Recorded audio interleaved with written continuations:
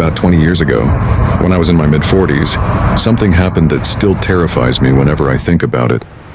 One summer evening, I went to visit a friend who lived in an old, run-down apartment building. The place looked like it hadn't been renovated in decades. The hallways were narrow and dimly lit. The wallpaper was peeling, and the elevator in the center of the corridor made awful metallic noises whenever it moved. My friend lived either in Unit 701 or 801. I honestly can't remember anymore, but I know it was on the 7th or 8th floor. If you looked at the building from outside, his apartment was on the far left side. That night he told me he was alone and had nothing planned. So we called 2 more friends over and decided to drink. By early evening, all 4 of us were already drunk. We sat around talking, laughing, and empty bottles slowly piled up around the room. Hours passed. Eventually, sometime late at night, we turned the lights off and just laid on the floor talking in the dark. The only light in the apartment came from outside. A beam of pale yellow streetlight entered through the window and stretched across the ceiling above us. The room was quiet except for our voices and the distant humming of the city outside. Then something happened. The light on the ceiling suddenly disappeared. At first, it looked as if someone had placed a giant black cloth over the window. The bright rectangle of light was swallowed by darkness. All of us stopped talking at the exact same moment.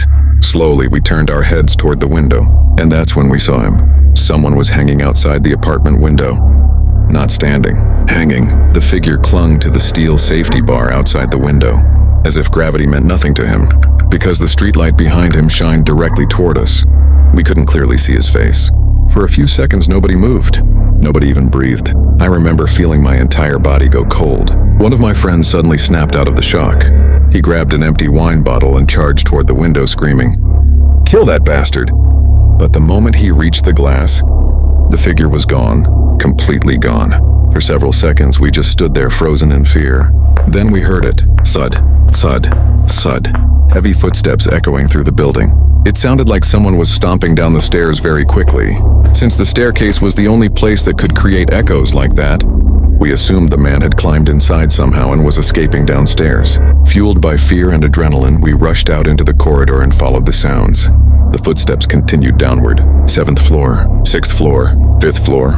The sound echoed all the way toward the 1st floor. But when we searched the stairwell, there was nobody there, not a single person. We checked everywhere around the entrance. Outside the building, even behind parked cars. Nothing. At first we tried to convince ourselves it had just been some insane person or maybe a thief trying to scare us. But when we returned upstairs and looked carefully out the window, we realized something horrifying. There was no possible way a normal person could have been hanging there. The distance between the edge of the corridor and the outside steel bar was enormous.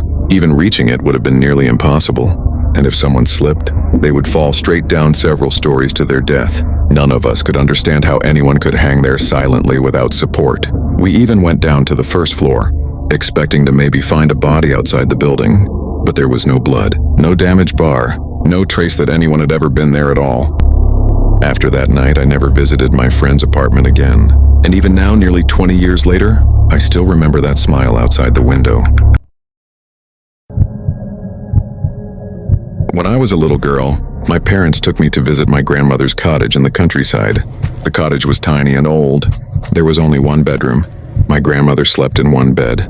My parents slept in another, and I slept alone on cushions on the floor near the curtains in the corner of the room. That's when the nightmares started. Every single night, I woke up screaming. My parents kept asking what scared me, but I could barely explain it. All I could say was, "There's a man coming for me." Every night I saw the same thing. A tall, black figure slowly emerging from behind the curtains. I could never see his face clearly. He was just a pitch-black silhouette with long, messy hair and unnaturally long arms.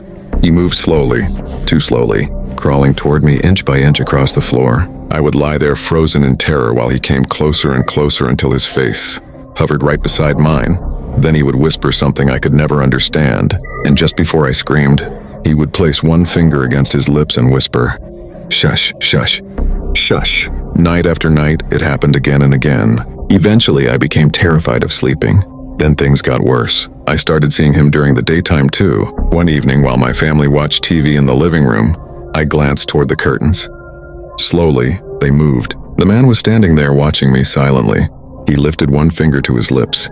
"Shush, shush, shush." I screamed so loudly my mother jumped from the couch. She checked behind the curtains, but there was nobody there. After that vacation ended, we returned home to the city, and the nightmares stopped completely. Years passed. I forgot all about the shush man. Then one summer when I was 13, my parents decided we should visit my grandmother again. That night I helped prepare a mattress on the floor for my little brother and me. My brother suddenly became very quiet. I looked at him and saw he was staring toward the curtains with wide, terrified eyes. "What's wrong?" I asked. Slowly, he pointed toward the corner of the room.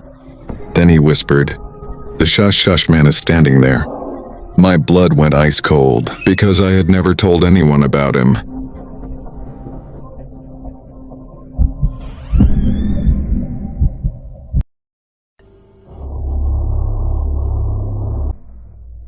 Back in 2015, when I was around 13 years old, I invited 2 of my friends over for a Halloween sleepover. Their names were Scarlett and May.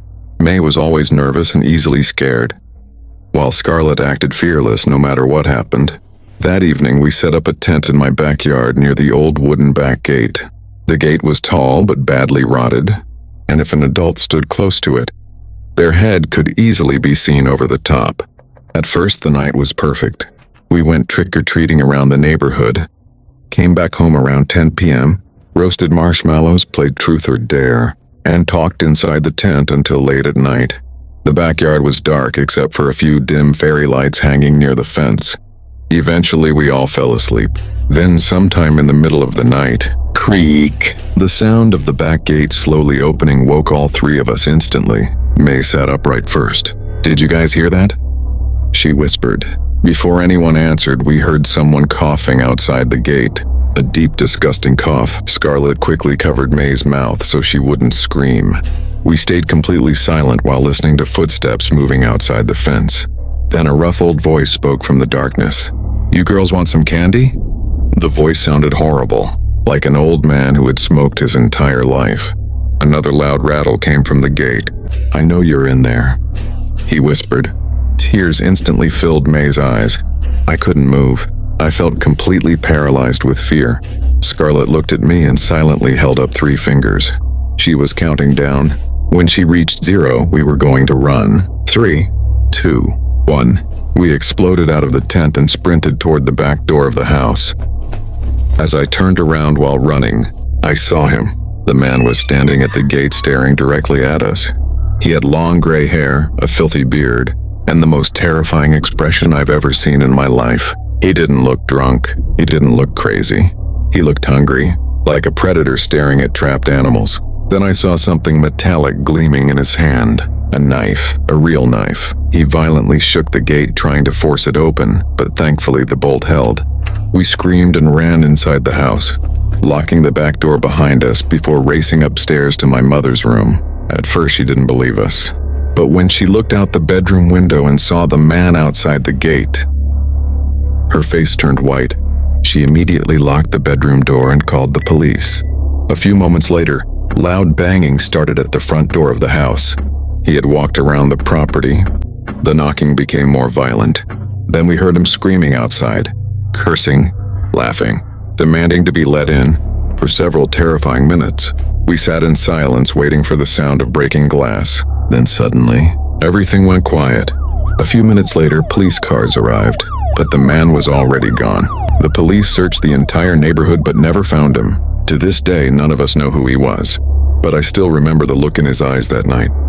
It didn't feel like he wanted to rob us. It felt like he wanted to hunt us.